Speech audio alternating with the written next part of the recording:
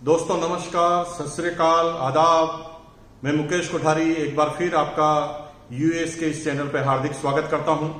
दोस्तों 10 मई से लगातार हम अलग अलग लीडरों के फंक्शन में बैठ रहे हैं। मेरा अगर पर्सनल अनुभव बताऊं तो मैं काफी सीखा हूं।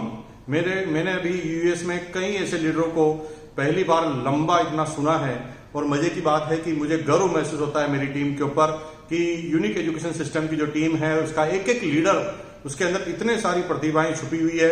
और दोस्तों बहुत सारे सब कोर लीडर हैं, कोर लीडर हैं और बहुत ही जल्दी साल भर के अंदर 2 साल के अंदर ये सारे प्री कोर और सब कोर लीडर हमारे कोर टीम के अंदर का हिस्सा होंगे। और दोस्तों इन सब लोगों को सुनने का आपको मौका मिलेगा। दोस्तों आज इस लाइव वेबिनार में कुछ विशेष टॉपिक को लेकर आज हम हाजिर हुए हैं। मैं एक बार फिर परिचय दे दूं, मेरा नाम मुकेश कोठारी है और मैं राजस्थान का रहने वाला हूं। राजस्थान में एक छोटी city Bhilwara, basically textile city है। 1973 में मेरा जन्म भीलवाड़ा में हुआ, इसी भीलवाड़ा में, और अपनी पूरी एजुकेशन मैंने भीलवाड़ा राजस्थान में ली। आई एम सिंपली बीकॉम, ज्यादा पढ़ा लिखा नहीं हूं मैं। मेरे से बहुत सारे ज्यादा पढ़े लिखे लोग होंगे। मैं आपको सत सत प्रणाम करता हूं, आपकी बुद्धिमत्ता को प्रणाम करता हूं, आपके ज्ञान को प्रणाम करता हूं। जीवन का अगर कोई भी और दौर होता तो शायद मैं आपका शिष्य होता और मैं आपसे सीख रहा होता, लेकिन आज मैं यहाँ पर सिर्फ इसलिए आया हूं क्योंकि आरसीएम का मेरे पास थोड़ा सा अनुभव आपसे ज्यादा है। पिछले 20 साल का मेरा आरसीएम का अनुभव है और उसी की वजह से आज मैं इस वेबिनार में हूं और आप सुन रहे हैं। बाकी निश्चित रूप से मैं आपको जिंदगी भर सुनूंगा और आप भी लोगों से जिंदगी भर मैं सीखता आया हूं और सीखता रहूंगा। दोस्तों 1973 में जन्म के बाद अपनी एजुकेशन कंप्लीट करने के बाद एक प्राइवेट नौकरी से मैंने अपना इकोनॉमिकल कैरियर चालू किया था। प्राइवेट नौकरी से इकोनॉमिकल कैरियर क्यों चालू किया आप अच्छी तरह समझ सकते हैं कि मेरे पिताजी करोड़पति थे। करोड़पति थे? नहीं दोस्तों, मेरे पिताजी मिडिल क्लास बैकग्राउंड में बिलोंग करते थे और डिफेंस सर्विसेज के अंदर वो थे। फिटनेस साथ नहीं देती थी, इस वजह से उन्हें कंपल्सरी रिटायरमेंट लेना पड़ा। और जब पिताजी का रिटायरमेंट हुआ मेरी एज मात्र 9 साल की थी और परिवार जो है इकोनॉमिकल क्राइसिस से गुजर रहा था। 6 भाई बहनों का मेरा परिवार था, पूरी फैमिली में सबसे छोटा था मैं। तो अक्सर जो छोटे बच्चे बहुत ज्यादा प्यारे होते हैं, लेकिन मेरे साथ कंडीशन कुछ और थी क्योंकि मैं जब छोटा था तो परिवार इकोनॉमिकल क्राइसिस से गुजरा था, तो हमें हर जगह समझौते करने पड़ते थे। मुझे वो वक्त याद है जब मेरी माँ जो है अपना पेट काट काट कर हमारे लोगों का लालन पोषण कराती थी। मुझे वो वक्त भी याद है जब राजस्थान में एक प्रथा है कि मेहमान जब घर में आते हैं तो देसी घी के साथ उसे खाना खिलाया जाता है और हमारे पास इतना घी नहीं हुआ करता था और इस वजह से मेरी माँ जो है 100 ग्राम 200 ग्राम घी को छुपा कर रखती थी कि कोई मेहमान आ जाए तो हमेशा उसके सामने हमारी इज्जत जो है वो खराब नहीं होनी चाहिए। और इस तरह से मेरी माँ ने बड़े कठिन संघर्षों में हमें लालन पोषण कराया। ऐसा आज जो न्यूट्रिशन फूड की बात करते हैं ऐसा कुछ था नहीं। आपको आश्चर्य होगा कि कभी महीने 2 महीने में एक बार हमें दूध पीने को मिलता था और खाने में रोटी दाल और कभी कभी सब्जी, हरी सब्जी के अलावा कुछ होता नहीं था। अचार से रोटी खा लेते थे और इस तरह से गुजारा चलता था। मुझे वो वक्त याद है कि हमारे को चप्पल पहनने की आदत नहीं होती थी क्योंकि इतना पैसा अफोर्ड नहीं कर सकते थे, तो बिना स्लीपर के बिना जूतों के हम रहते थे। और कभी कभी जब होली दिवाली पर हमें शूज दिलाए जाते थे, चप्पल दिलाई जाती थी, तो हम जहां पर भी जाते थे वो भूल जाते थे। क्यों भूल जाते थे? क्योंकि हमें पहनने की आदत ही नहीं थी, तो वापस पहनकर आना भूल जाते थे। ऐसे कई वाक्य हुए। मुझे वो वक्त भी अच्छी तरह याद है जब एक ड्रेस सिलाई जाती थी, उसे 2-3 साल तक चलाना होता था स्कूल के अंदर और वो फट जाती थी और मेरी माँ जो है बार बार उसे रफू करके, राजस्थान में उसे ठेकली कहते हैं, ऐसा लगा के सिल कर हमें चलाती थी। और हम इस कठिन संघर्ष में लालन पोषण हमारा हुआ। और आर्थिक स्थिति जब सुधरने लगी, जब मेरे बड़े भाई थोड़ा नौकरी करने लगे और थोड़ा उनको पैसा आने लगा, धीरे धीरे कठिन परिस्थितियों में हम सारे बच्चों के एजुकेशन को कंप्लीट हुआ।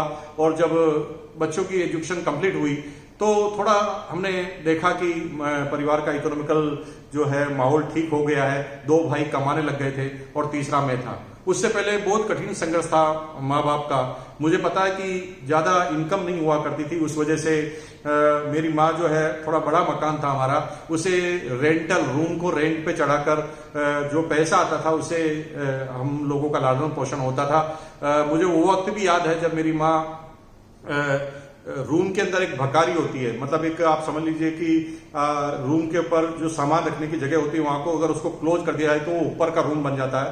राजस्थान में उसे भकारी कहते हैं। हम सारे भाई बहन जो है रूम को किराए पर लेकर एक ही रूम के अंदर उस भकारी के अंदर सोया करते थे। ये हकीकत कहानी है दोस्तों।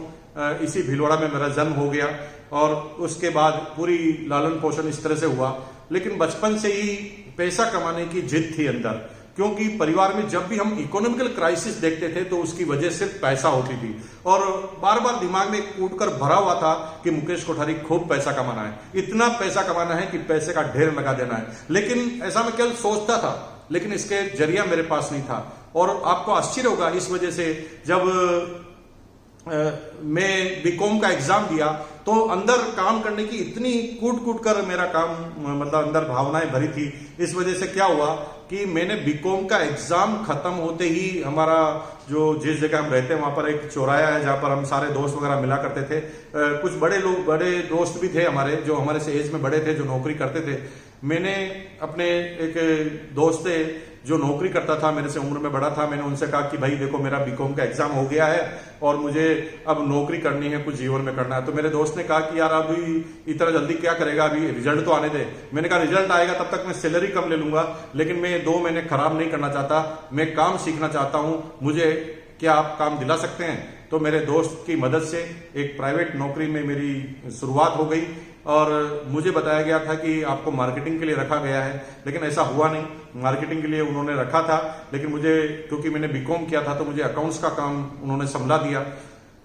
मैं संतुष्ट नहीं था। 3-4 महीने मेरे को काम दिया, मुझे जगह जगह इंटरेस्ट के डेबिट नोट बांट कर आने पड़ते थे। मुझे एक साइकिल दे दी गई, धूप में मैं वो साइकिल को ले जाता था, डेबिट नोट बांट के आता था और बारिश में भी उसी साइकिल पर रहता था, कभी कभी भीग जाता था।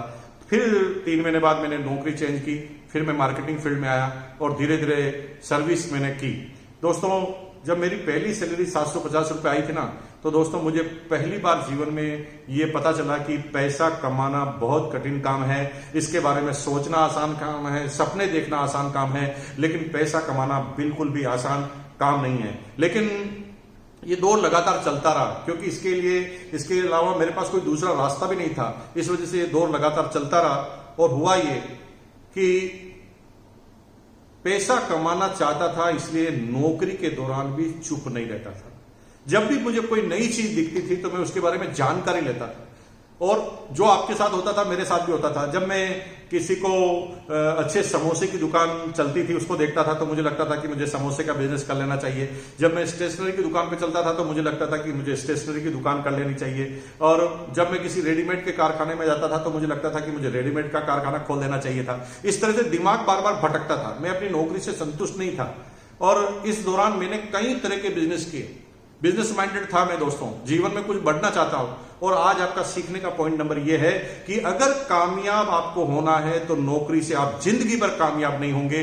आपको अपना पर्सनल खुद का बिजनेस करना पड़ेगा, क्योंकि उसके अंदर आप खुद मालिक होते हैं और खुद जवाबदार होते हैं। जो लोग मालिक होते हैं, जवाबदार होते हैं, हर चीज की जिम्मेदारी लेते हैं, उन्हीं लोगों को बड़ी इनकम मिला करती है, बाकी उनको इनकम नहीं मिला करती। और दोस्तों, इस दौरान मैंने कई तरह के बिजनेस किए। कभी कंपनी मुझे कलकत्ता भेजती थी, मैं वहां से कुछ चीज उठा के लेता था। सीडी प्लेयर का जमाना था, 3000 का सीडी प्लेयर लाकर 4000 में भेज देता था। कभी शर्ट्स को खरीद कर भेज दिया करता था। इस तरह के कई मैंने बिजनेस किए। स्टूडेंट लाइफ में भी मैंने कई तरह के बिजनेस किए। मैंने पतंग की दुकान लगाई हुई है। इस तरह से जब राखी का सीजन आता था मैं राखी की दुकान लगा लेता था। जब नारियल का सीजन आता था मैं नारियल की दुकान लगा लेता था। इस तरह के कई बिजनेस नौकरी से पहले भी मैंने किए और नौकरी के बाद भी मैंने किए। लेकिन दोस्तों, ये सारा काम करने के बाद भी मैं संतुष्ट नहीं हो पा रहा था। मैं एक ऐसे बिजनेस की तलाश में था जिससे मेरी राह खुल जाए और जिसमें मैं कामयाब हो जाऊं, कि वो जो पॉइंट है वो मुझे प्राप्त नहीं हो रहा था। और नौकरी में लगभग मुझे 8-9 साल बीत गए थे और 8-9 साल बीतने के बाद मेरी अच्छी खासी सैलरी हो गई। I am the deputy marketing manager और मेरी 13,000 बेसिक सैलरी हो गई। सब कुछ ठीक था, गाड़ी भी था भाई साहब। गाड़ी का मतलब कंपनी मुझे टूर करने के लिए गाड़ी भी प्रोवाइड करती थी, उसका किराया भी प्रोवाइड कराती थी। मेरे पास एलएमएल वेस्पा स्कूटर भी हुआ करता था। और दोस्तों, सब कुछ होने के बाद भी मजा नहीं आ रहा था। मजा क्यों नहीं आ रहा? क्योंकि जो मैं हासिल करना चाह रहा था वो मुझे मिल नहीं पा रहा था। और इस दौरान लगातार ये काम चलता जा रहा था। और तभी मेरे जीवन में एक घटना घटी। वो घटना थी, मैं जिस कंपनी में काम करता था उसी कंपनी में मेरे ही बॉस मिस्टर प्रहलाद राय जी, जो आज मेरी अपलाइन है, ग्रेट अपलाइन है, जिससे मैं जीवन में बहुत कुछ सीखता हूं, मेरे ही बॉस ने मुझे पहली बार डायरेक्ट सेलिंग के बारे में बताया। और डायरेक्ट सेलिंग में बताने के बाद उस प्लान को देखते ही मैं समझ गया कि शायद यही वो बिजनेस है जिसे हमें करना चाहिए। दोस्तों, जब ये प्लान देखा और मैंने इस बिजनेस को करने की ठानी तो बड़े चैलेंज थे, क्योंकि समय नहीं हुआ करता था। 12 घंटे की मेरी नौकरी होती थी और 12 घंटे की नौकरी के बाद मुझे इस बिजनेस को करना होता था। और ये करना इसलिए जरूरी है, बिजनेस को करना जरूरी है, ये मुझे पता था, क्योंकि मेरी लाइफ थी ना वो बिना एक्साइटमेंट की थी। कोई एक्साइटमेंट नहीं था लाइफ के अंदर। क्या था मेरी जिंदगी, अगर मैं आपको खोल के बताऊं तो नौकरी के दौरान होता क्या था। अगर आपकी भी अगर इसी तरह की हालत है तो थोड़ा आप मेरे से रिलेट कीजिए। क्या करता था मैं, रोज सुबह उठता था लगभग 6 बजे के आसपास। उठने के बाद मॉर्निंग वॉक पे जाता था। मॉर्निंग वॉक से वापस आता था तो बीवी चाय तैयार लेकर रखती थी। चाय और बिस्किट हम साथ में लेते थे, अखबार पढ़ते थे। अखबार को ऐसे पढ़ते थे जैसे पूरी दुनिया की समस्याएं मुझे और मेरी बीवी को ही संभाल ली है। लेकिन पूरे अखबार पढ़ने के बाद जब मैं अखबार पढ़ता रहता बड़ा ध्यान से, तो वाइफ कहती थी कि आज तुम्हें ऑफिस नहीं जाना है क्या। तब एकदम अचानक नींद खुलती और मैं तुरंत बाथरूम की तरफ दौड़ता, फ्रेश होता, तैयार होता। और तैयार होने के बाद मैं डाइनिंग टेबल पर आकर बैठता। मेरी बीवी मुझे नाश्ता करवाती और नाश्ता कराने के बाद मैं अपनी यूनिफॉर्म पहनता ऑफिस की और ऑफिस के लिए रवाना होने के लिए स्कूटर की तरफ जाता। स्कूटर की 1-2 किक लगती, क्योंकि उस समय स्कूटर ऐसे नहीं होते थे दोस्तों कि आज तो सेल्फ किक के स्कूटर हैं, सेल्फ किक की मोटरसाइकिल है जहां पर आपको सेल्फ दबाना है और सीधी मोटरसाइकिल और स्कूटर स्टार्ट हो जाता है। उस समय जितने भी मोटरसाइकिल और स्कूटर हिंदुस्तान में होते थे उस पर हमें किक लगानी पड़ती, और ऐसा कोई भी स्कूटर और मोटरसाइकिल नहीं था जो एक किक में स्टार्ट हो जाए। और सुबह और होता यह था कि 3-4 किकों की आवाज आती थी, तब बीबी को पता चल जाता था और बीबी अंदर से दौड़ कर आती, मेरे हाथ में टिफिन दे देती और टिफिन को लेकर मैं ऑफिस के लिए रवाना होता। पूरे लंच तक मैं काम करता, फिर लंच के टाइम में मैं टिफिन को खाली करता, यानी खाना खाता, और खाना खाने के बाद टिफिन को वापस ठीक रख के फिर मैं काम करता।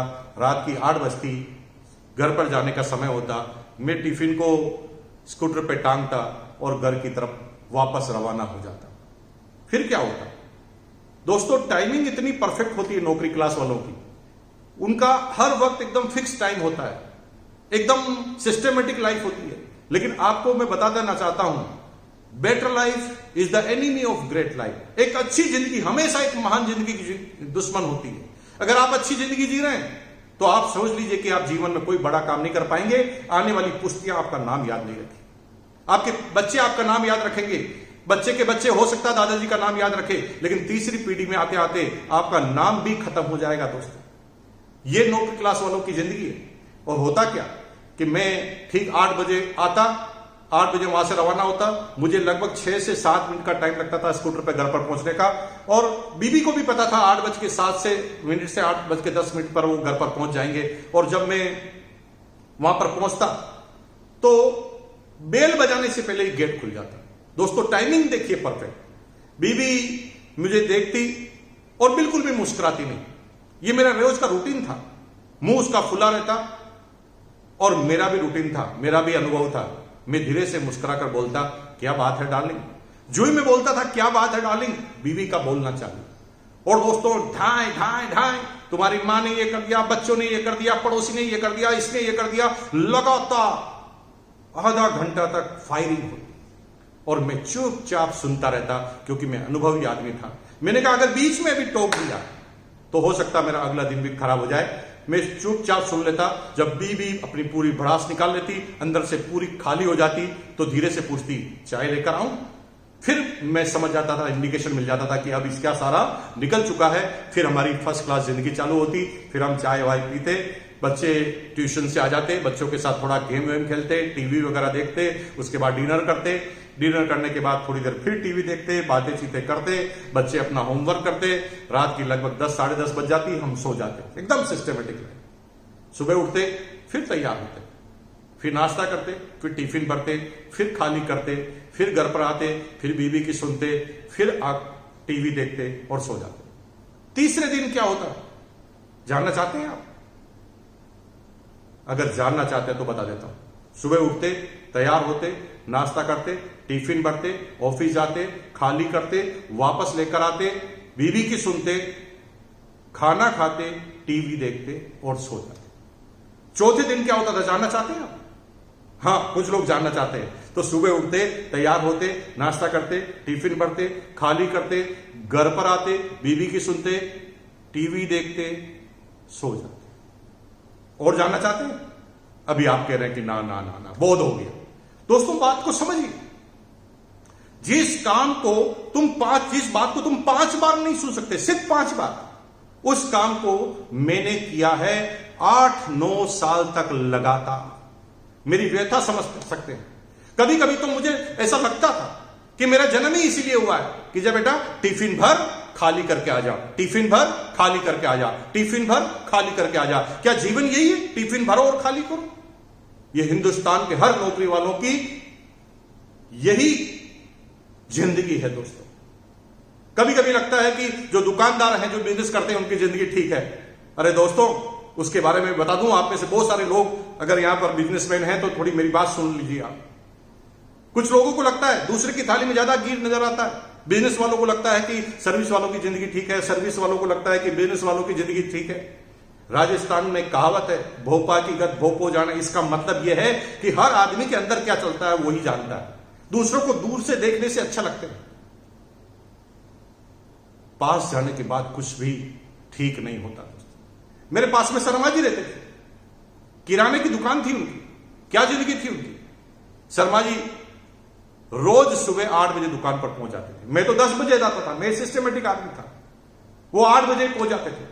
मैं सोचता था शर्मा जी की जिंदगी ठीक है, शर्मा जी सोचते थे मेरी जिंदगी ठीक है। शर्मा जी सुबह 8 बजे जाते, शर्मा जी शटर को ऊपर करते, 2 बार नमस्कार करते शटर को। अब मुझे पता नहीं कि क्या नमस्कार करते होंगे। दोस्तों, हर आदमी अपने अपने हिसाब से नमस्कार करता है। हर आदमी अपने बिजनेस की सफलता के लिए भगवान से प्रार्थना करता है, शटर को ऊपर करते हैं। थोड़े स्वार्थी होते हैं। अगर थोड़ा सोचिए कि आपकी क्लिनिक है और आप डॉक्टर हैं और हड्डियों के डॉक्टर हैं, तो क्या मांगते होंगे भगवान से? भगवान से यही तो मांगेंगे ना, ए भगवान मेरा बिजनेस चला देना।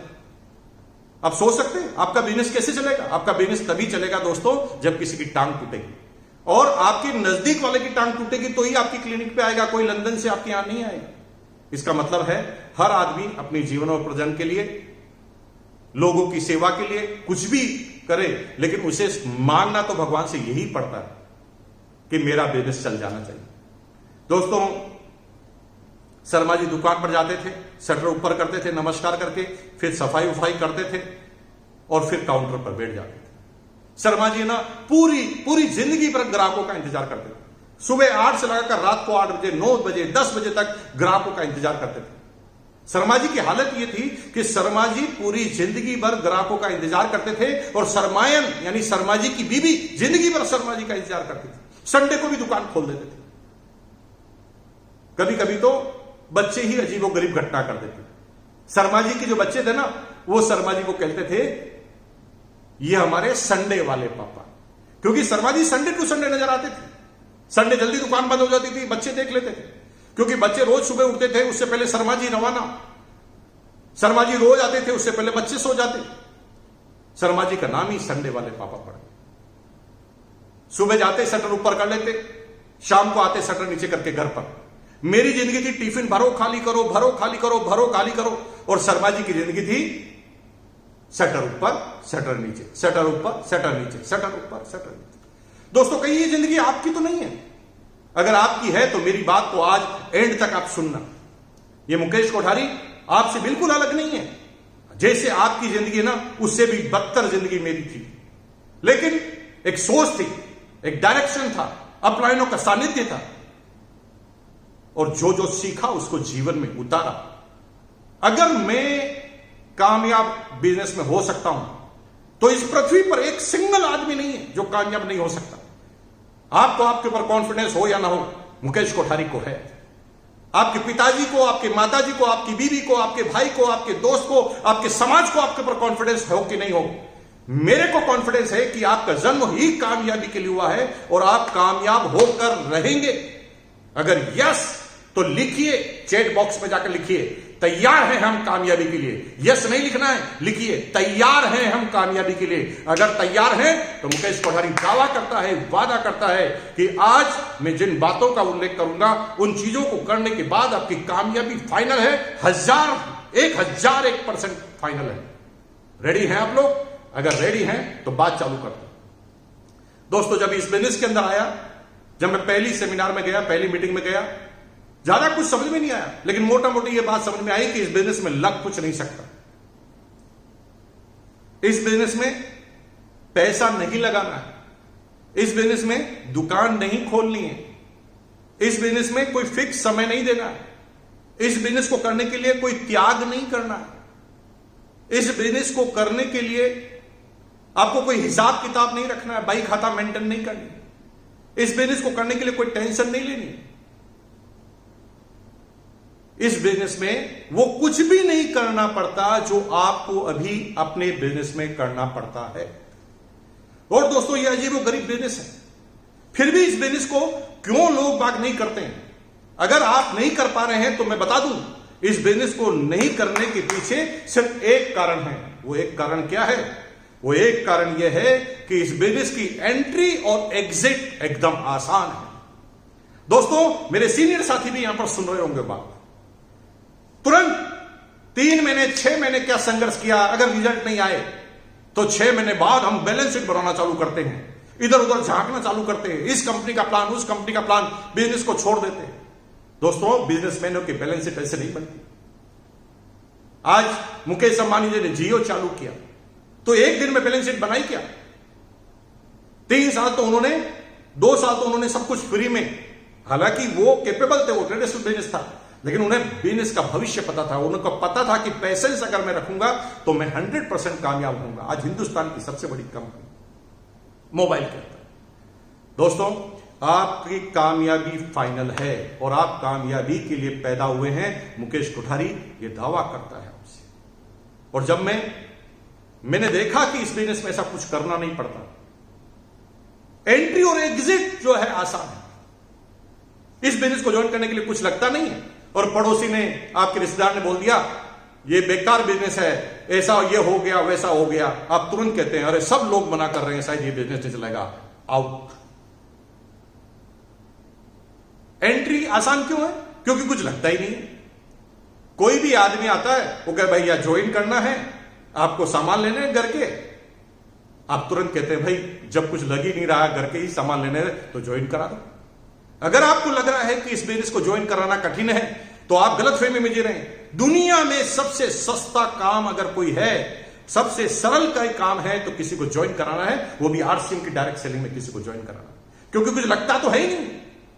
कोई आदमी नमक खा के, हल्दी खा के, धनिया खा के, बिस्किट खा के ज्वाइन कर लेता है। अब बताओ ये कोई बहुत बड़ी बात है? अगर आप ज्वाइनिंग कराने को बड़ी बात समझ रहे हैं तो आप गलतफहमी में जी रहे हैं। इस बिजनेस में किसी को टिका देना बड़ी बात है। एंट्री और एग्जिट इजी होने के बाद कोई टिकता नहीं आसानी से। लो ऑफ एवरेज में 5, 7, 10% आदमी ही टिकते होंगे, बाकी इतने बड़े विजन को नहीं ले पाते। जिससे भी मिलते हैं ना करता है, तुरंत भाग जाता है। अरे दोस्तों, ना करने से अगर तुरंत भाग जाते आप तो थोड़ा सोचो ना। अगर पान की दुकान आप खोलो ना, पान की दुकान जिसमें 2 लाख रुपए 3 लाख रुपए आप इन्वेस्ट कर दो, और एक दिन अगर कम कस्टमर आए तो क्या आप 3 लाख रुपए को डुबो देंगे, दुकान को बंद कर देंगे? आप नहीं करेंगे, क्योंकि 3 लाख लगाकर आप फंस गए हैं। और आप पैसेंस रखते हैं तो दुकान जम भी जाती है। वहां एंट्री और एग्जिट एकदम इजी है। यहां एंट्री एग्जिट इजी है, इसलिए लोग बाग सीरियस नहीं होते। दोस्तों, सीरियस होना है। आज आपको यह मानना है कि मैंने इस बिजनेस को ज्वाइन किया है तो मैंने 1 करोड़ रुपए का इन्वेस्ट किया है। अगर 1 करोड़ रुपए के इन्वेस्ट करने के बाद अगर आप छोड़ने की बात कहते हैं तो फिर बिजनेस करो। दोस्तों, जब भी दिमाग में यह आइडिया है ना कि मैं इस बिजनेस को छोड़ दूं, तो सिर्फ इतना सोचो 1 करोड़ लगाया है वो डूब जाएगा। फिर देखिए आप इस बिजनेस को छोड़ पाते हैं। और आप नहीं छोड़ पाएंगे, लगातार लगे रहेंगे, तो फिर आपकी कामयाबी पाएंगे। और इसके लिए अगर ज्यादा जानकारी चाहिए तो मिस्टर सुरेंद्र वस, द डायमंड सुरेंद्र वस की आप 5 या 45 साल की वो टेप को सुन लेना, आपको क्लियर हो जाएगा क्या मिलने वाला इस बिजनेस के अंदर। और दोस्तों, मैंने इस बिजनेस को ज्वाइन किया, ज्यादा आसान चीज नहीं थी। ज्वाइन करने के बाद मैंने भी संघर्ष किया। बच्चा था मैं, एज मात्र 26 साल की थी। बड़े बड़े लोगों से मिलता था, कहता था कि ऐसे बिजनेस करने से ऐसे ऐसे पैसा आ जाएगा, लाखों रुपए आ जाएंगे। कोई बिलीव नहीं करता था। जितने भी बड़े बुजुर्ग लोग थे ना, वो बाल पर हाथ लगा के कहते कि भाई कैसी बात करता है, कपड़े पहनने से, सामान लेने से पैसा आ जाएगा, अमीर बन जाएंगे। ये बाल है ना, धूप पे सफेद नहीं हुए हैं, उम्र देखी है हमने।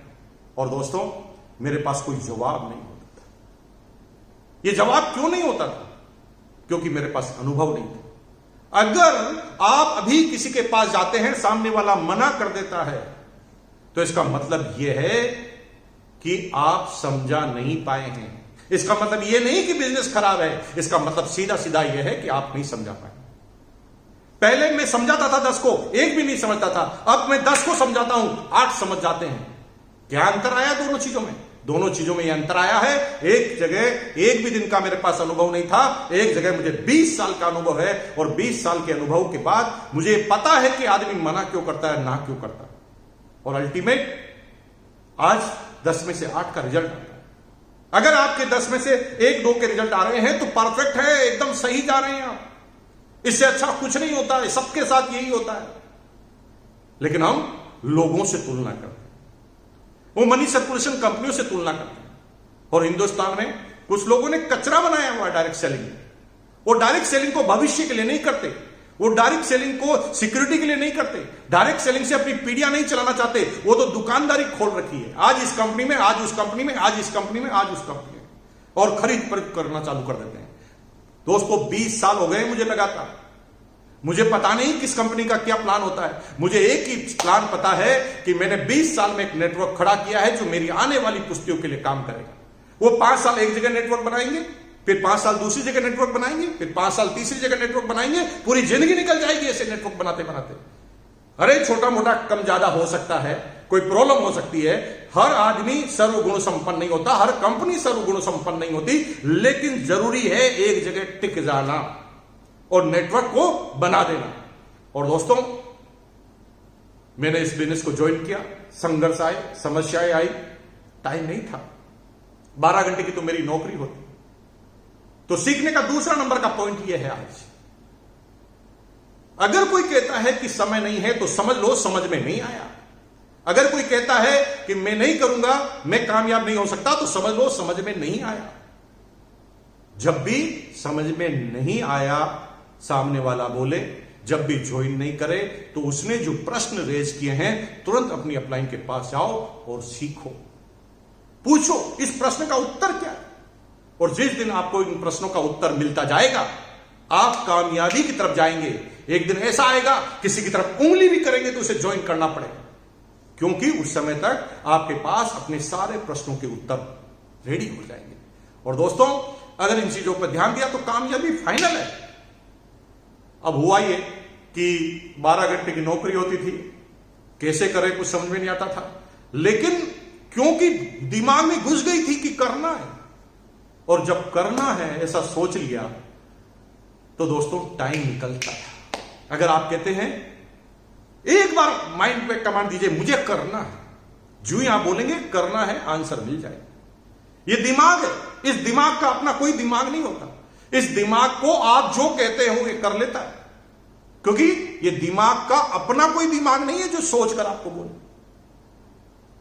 एग्जाम्पल, आप दिवालिया हो गए हैं, मान लो किसी बिजनेस के अंदर दिवालिया हो गए हैं, किसी बिजनेस के अंदर लोग बाग बहुत पैसा मांगने आते हैं आपसे।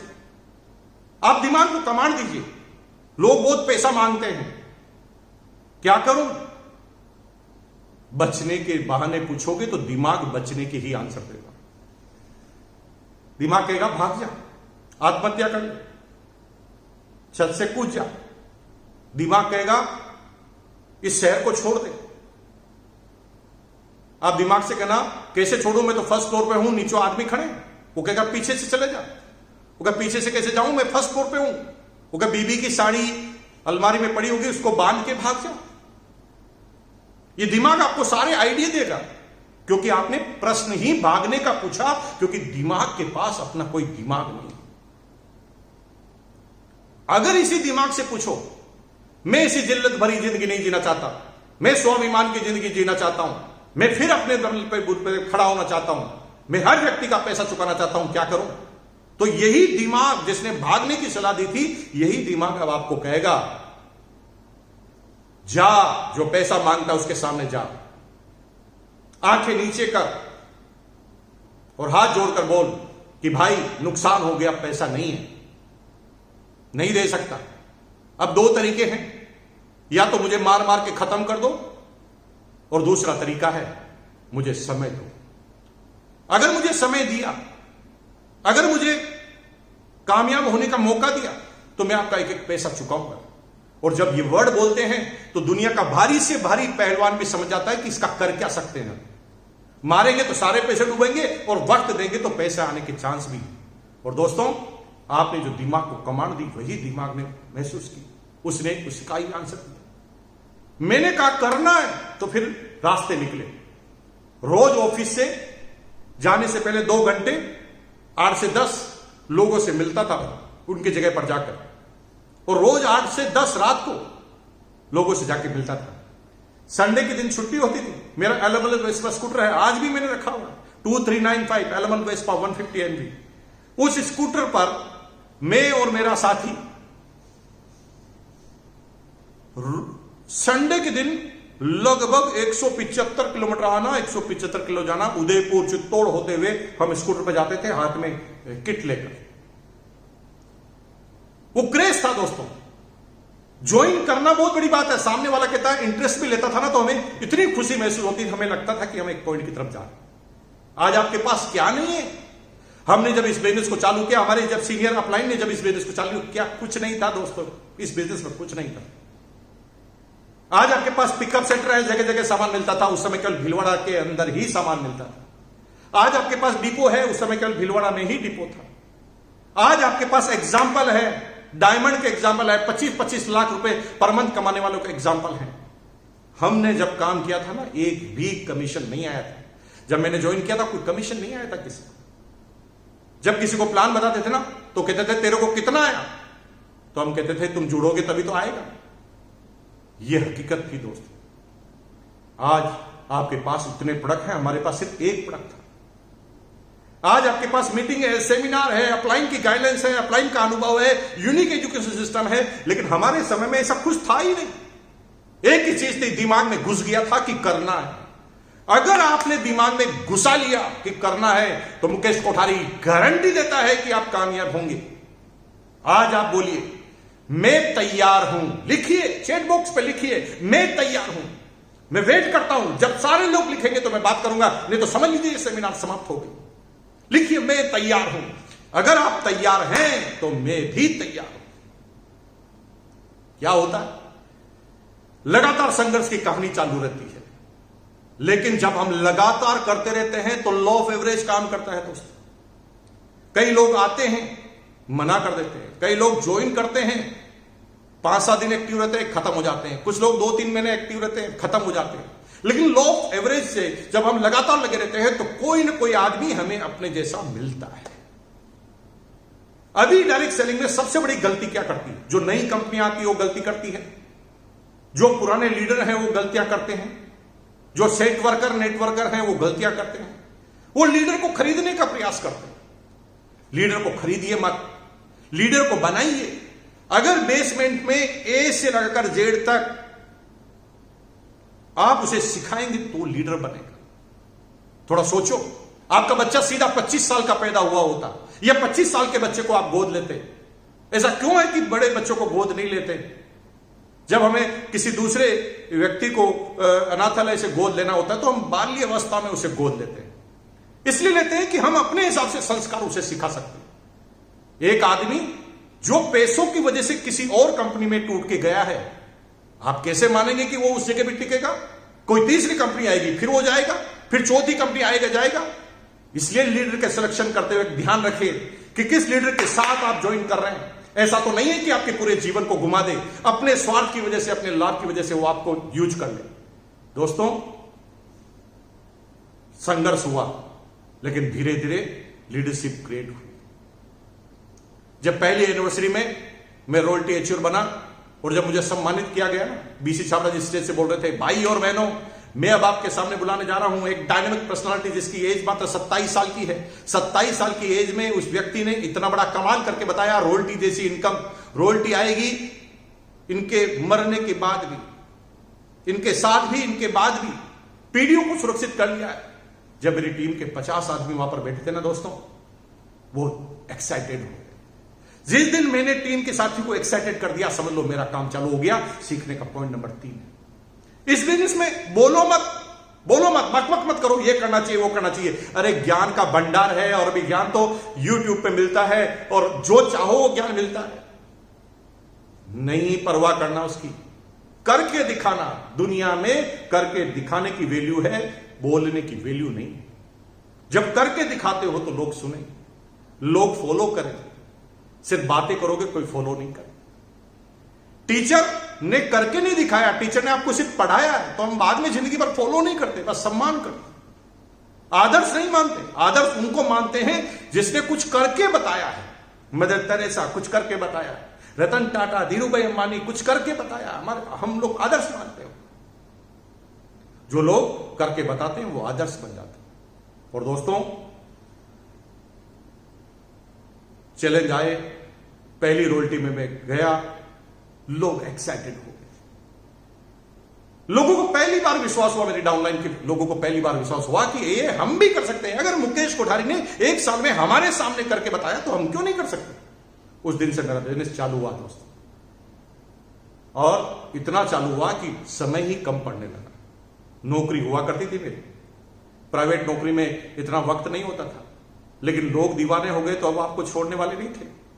जिस भी दिन आपकी डाउनलाइन आपका जीना हराम कर दे, सर्विस मांग मांग कर, समझ लो आपका बिजनेस चालू हो गया। मेरे साथ यही हुआ दोस्तों। लोग इतने दीवाने हो गए कि वो मुझे अब नौकरी नहीं करने देते थे। ऑफिस में लोगों को लेकर आ जाते थे। एक व्यक्ति ऑफिस में लेकर आ गया, सर बाहर आइए, इस व्यक्ति को प्लान समझाइए। अरे मैंने कहा, भाई प्लान शाम को 6 बजे बाद बताएंगे, अभी मैं नौकरी कर रहा हूं। वो बॉस डांटेगा, नौकरी से निकाल देगा। तो कहता, सर मुझे पता नहीं है, बड़ी मुश्किल से पकड़ में आया, समझाओ। और दोस्तों, अल्टीमेट में इतना परेशान हुआ क्योंकि 23,000 की मेरी इनकम आ गई, 23,000। मुझे लगा कि अगर मैं 8-9 सालों में 13,000 तक पहुंचता हूं सैलरी में, और यहां पर अगर 1 साल में 23,000 आ सकते हैं, तो स्कोप किधर जाता है। सीखने का अगला पॉइंट, जीवन के हर मोड़ पर आपको खुद को निर्णय लेना पड़ेगा। Better life is the enemy of great life. Practical जीना पड़ेगा आपको। मैंने अपने आप से पूछा, ये जो 13,000 मुझे सैलरी मिलती है, ये मालिक की मेहरबानी से मिलती है कि मेरी काबिलियत से मिलती है? तो मेरा दिल खुद जवाब देता है कि नहीं बेटा, मेहरबानी 2-4 हजार की हो सकती है, लेकिन कुछ तो तेरे अंदर काबिलियत है, तभी 13,000 मिलते हैं। तो मैंने जवाब दिया, जब काबिलियत मेरी है तो मैं कभी भी करूंगा, मुझे मिलेगा, 2-4 हजार कम मिलेंगे, लेकिन मैं आने वाले जाने वाले इस समय में अपने इस टारगेट को छोड़ूंगा नहीं। कुछ करके दिखाना है मुझे। और अल्टीमेट मैंने त्याग पत्र दे दिया नौकरी से। सब लोग नाराज हुए, लेकिन वो नाराजगी तब तक ही थी जब नया नया टॉपिक था। लेकिन मैं इतना बिजी हुआ, इतना भागने लगा, इतना दौड़ने लगा कि तुरंत 2002 में इस बिजनेस का सबसे बड़ा अचीवर बना। 1 महीने का कमीशन आया 2,85,490, 2,85,490 रुपीज, 2,85,490 रुपए का कमीशन। दोस्तों, करके बताओगे, पूरी टीम आपके साथ होगी। सीखना पड़ेगा। अल्टीमेट कामयाबी के झंडे कटते गए, मैं आगे बढ़ता गया। फिर कुछ चैलेंज आए तो बिजनेस गिरा, इतना गिरा कि मेरे से संभला नहीं। मैं सीखने के अगले पॉइंट की बात कर रहा था आपसे। इस बिजनेस में एमराल्ड की पिन ऐसी पिन होती है जब दोनों ग्रुप में 22-22 लाख का, एक ग्रुप में 22 लाख का और दूसरे सारे ग्रुपों में मिलाकर 22 लाख का बिजनेस होता है, तो आपकी एमराल्ड की पिन होती है, उस समय लाख सवा लाख रुपए पर मंथ का आपका चेक होता है। यहां तक पहुंचने का एकमात्र तरीका है मेहनत करो। कोई सब्स्टिट्यूट नहीं है मेहनत का। दौड़ना पड़ेगा, भागना पड़ेगा। ये आपने मोटरसाइकिल और कार ले रखी ना, घर में सजाने के लिए रखोगे, कभी भी ऐसी कार वापस दोबारा नहीं आएगी। टारगेट लो, 1 लाख किलोमीटर चलाना है कार को, 50,000 किलोमीटर चलाना है मोटरसाइकिल को। इतना दौड़ो, इतना भागो, इतना फील्ड में जाओ, एक भी दिन शांत मत रहो। अगर आपने ये कर लिया तो फिर हर महीने के कमीशन से कार आएगी, हर महीने। आज कार लेना हमारी मजबूरी है। हमें कार इसलिए लेनी पड़ती है क्योंकि चार्टर्ड अकाउंटेंट बोलता है कार नहीं लोगे तो डिप्रिसिएशन आपको मिलेगा नहीं, टैक्स ज्यादा जमा करना पड़ेगा। एक दिन कार लेना शौक था, आज कार लेना मजबूरी है।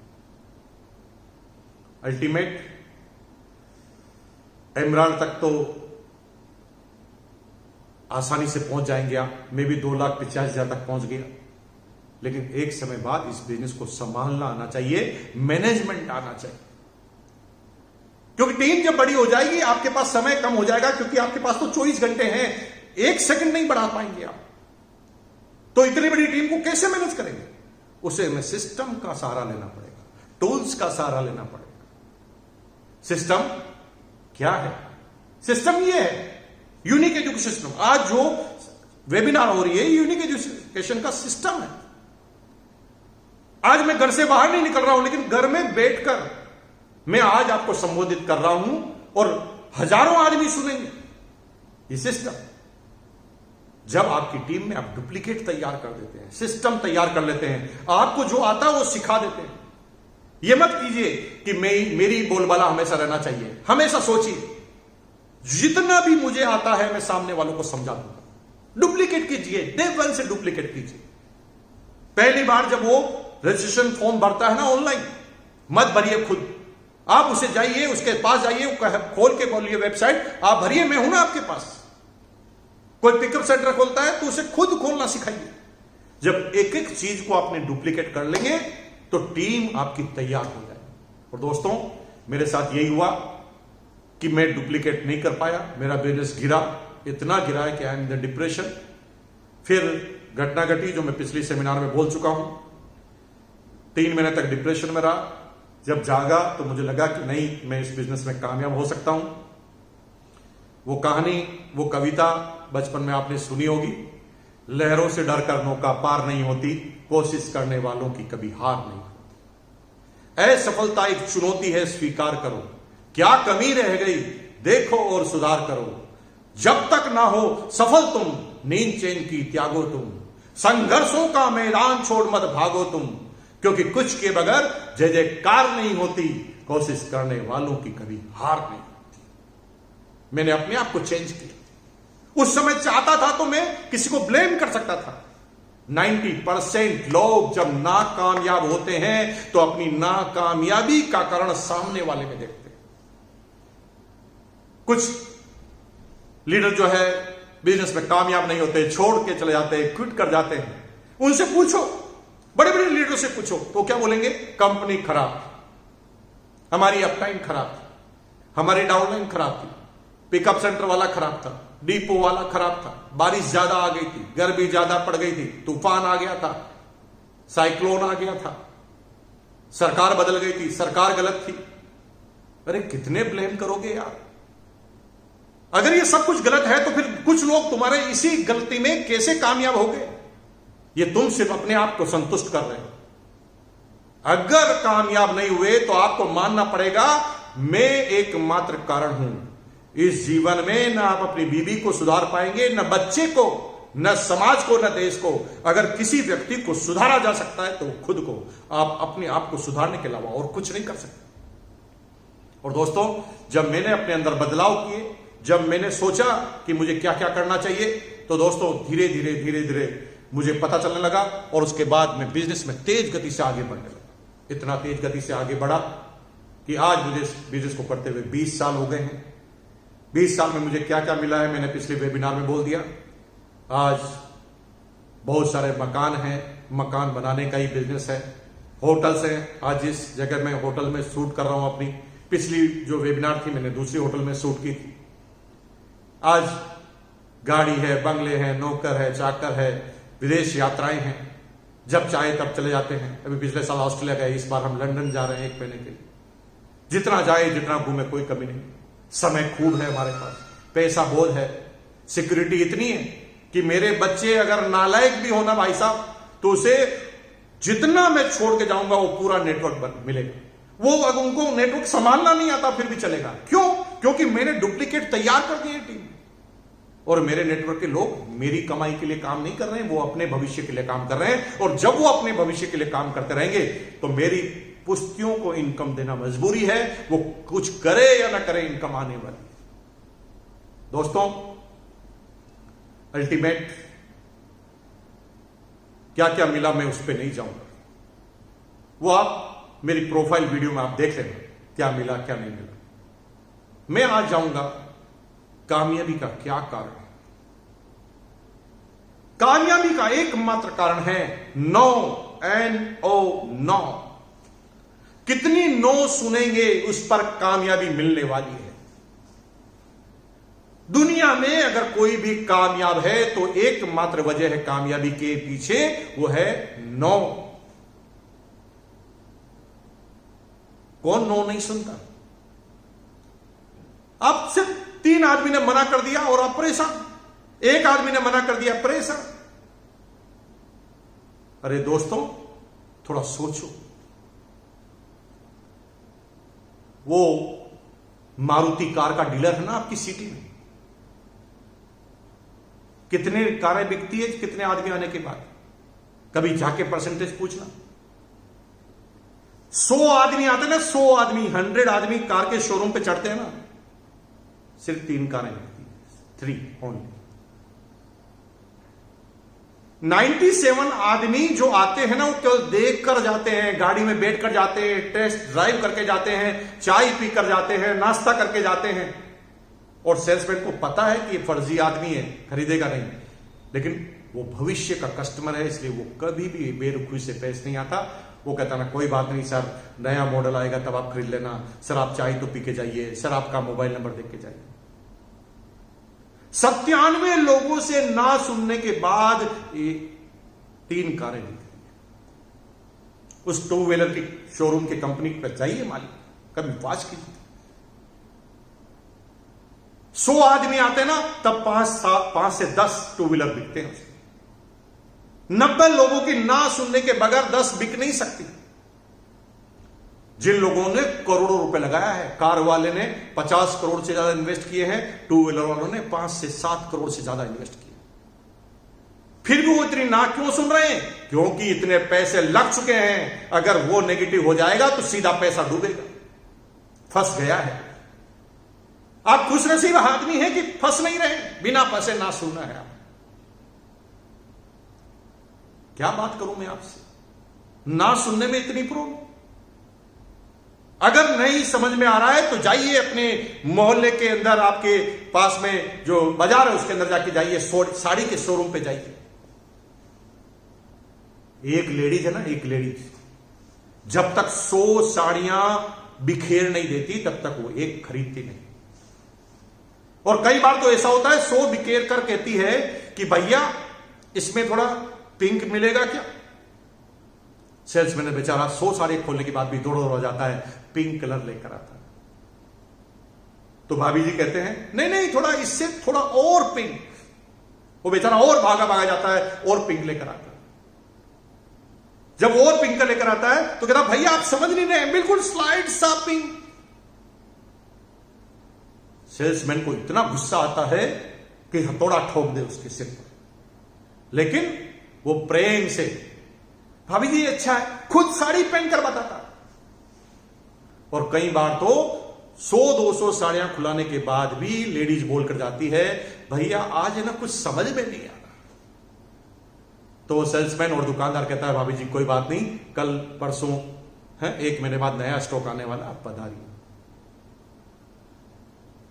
100 साड़ियां खुलने के बाद एक नहीं बिकती, इतना ना सुनते हैं। और फिर भी ना क्यों सुन लेते हैं? क्योंकि करोड़ों रुपया लग गया है शोरूम में। अगर आज ना सुनकर शोरूम बंद कर दे तो करोड़ों रुपया डूब जाएगा।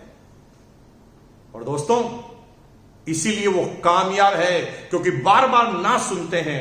ना सुनने की वजह से वो कामयाब हो गए। अगर आप भी ना सुनने के लिए तैयार हैं तो नीचे लिखो, हम तैयार हैं।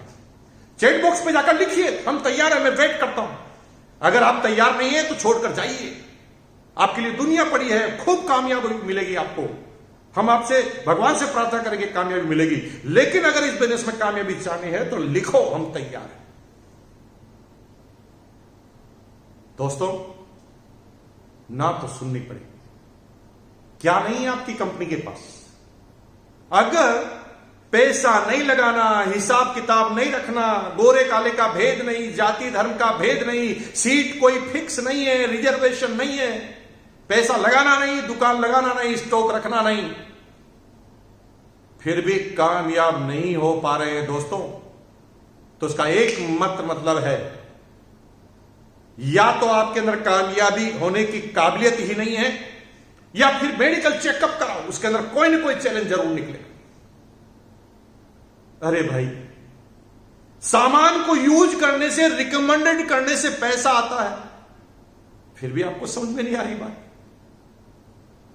छोटा ना छोटा 10 साल का छोटा बाबू, आपका घर का बच्चा, उससे पूछना कि बेटा, एक दुकान से सामान लेते हैं तो पैसा आता है, दूसरी दुकान से सामान लेते हैं तो पैसा जाता है, कौन सी दुकान से सामान लेना चाहिए? तो 10 साल का बच्चा कहेगा, अरे पापा, इसमें समझने की बात क्या, दिमाग नहीं है आपके अंदर? जहां से पैसा आता वहीं से तो लेना। और पैसा आता है और उस बिजनेस में कुछ लग नहीं सकता, उसमें थक जाते हैं, तो फिर डाउट होता है। दोस्तों, डायरेक्ट सेलिंग की कंपनी को चयन कर लीजिए ठीक।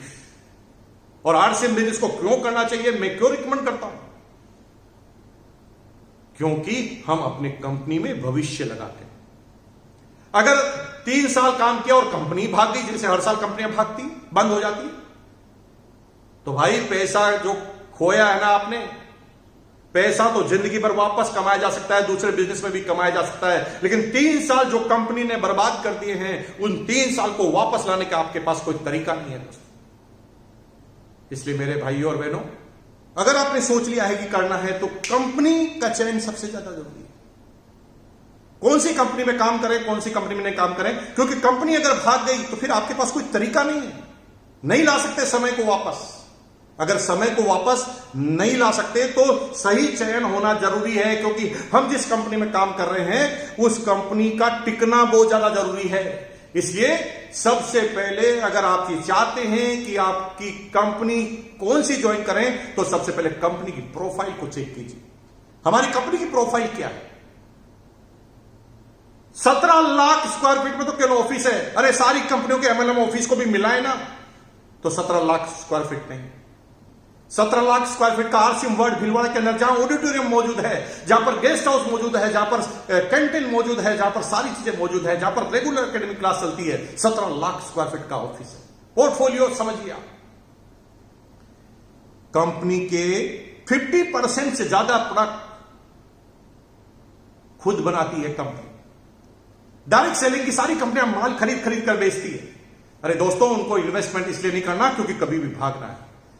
कंपनी के खुद के प्लांट है, सब जगह खुद के इन्वेस्टमेंट है। पिकअप सेंटर, हिंदुस्तान में कौन सी ऐसी कंपनी जिसके पास 10,000 पिकअप सेंटर हो?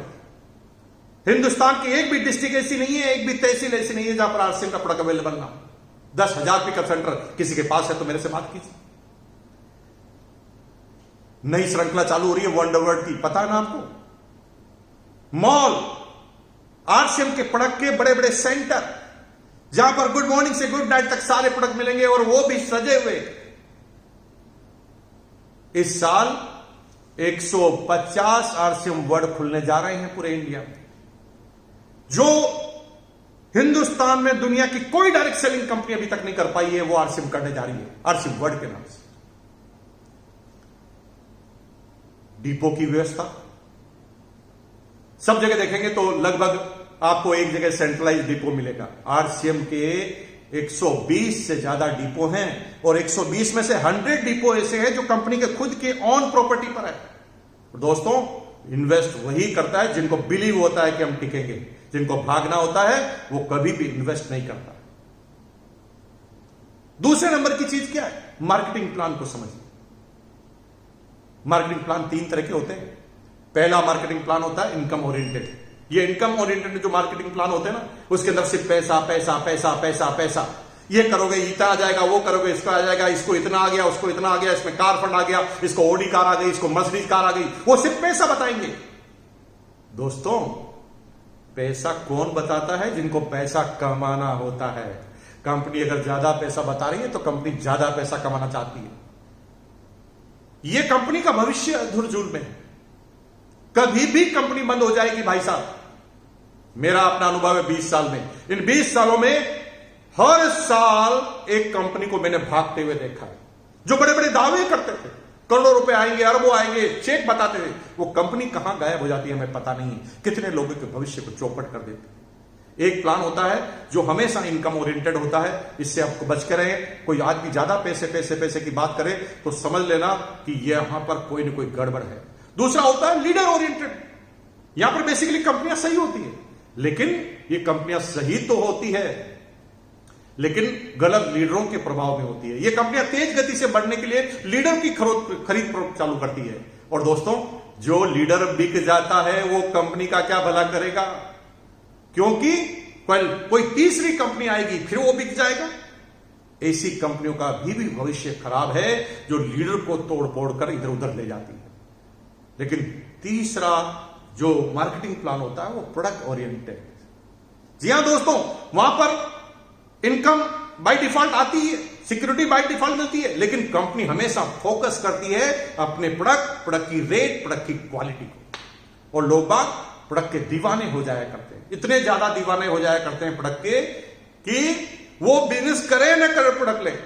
जैसे आप देखते होंगे, आप में से कितने लोग राइस ब्रान ऑयल यूज करते हैं? अगर राइस ब्रान ऑयल यूज करते हैं तो लिखो मैं करता हूं। चैट बॉक्स में जाके लिखो, बोलो मैं करता हूं। देखिए कितने लोग करते हैं।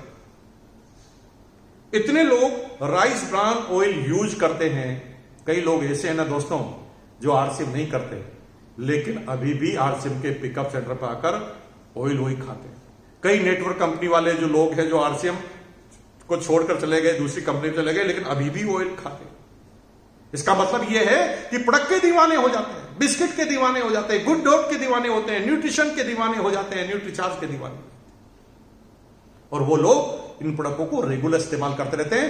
जो कंपनी प्रोडक्ट का दीवाना बनाए, समझ लो वही कंपनी सही है डायरेक्ट सेलिंग के अंदर। जो कंपनी सिर्फ प्लान इनकम और पैसों की बात करे, वो कंपनी का बंद होना एकदम फाइनल है। तीसरी चीज देखनी है, प्रोडक्ट्स क्या है। कंपनी के कितने तरह के प्रोडक्ट्स होते हैं, कितने चीजों में होते हैं। जितने भी प्रोडक्ट आते हैं ना, वो सारे इंडियन रेट में। डायरेक्ट सेलिंग में सारी कंपनियां प्रोडक्टों की रेट ज्यादा रखती हैं। हर प्रोडक्ट इंडियन कल्चर में। आपको ऐसा नहीं कहा गया कि एक बूंद डालो और पूरे परिवार वाले पेस्ट कर लेंगे। वही प्रोडक्ट जो मार्केट में अवेलेबल है, वही प्रोडक्ट जो अब तक आप सदियों से खरीदते आए हैं, वही प्रोडक्ट आरसीएम के अंदर है।